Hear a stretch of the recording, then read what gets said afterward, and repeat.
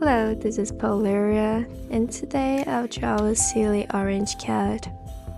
I started with the main shape as the other cats. And for this orange silly cat, I decided to draw the eyes different sizes and this open mouth. Here I'm drawing the ears and the whiskers and some basic fur. I pick an orange color from the cat below, but I'll change this later. I'm drawing this cat in two basic layers, which are blended as normal layers.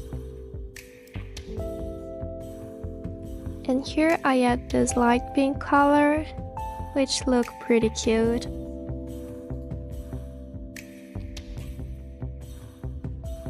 And for some details, I choose a yellow tone, and I draw some lines.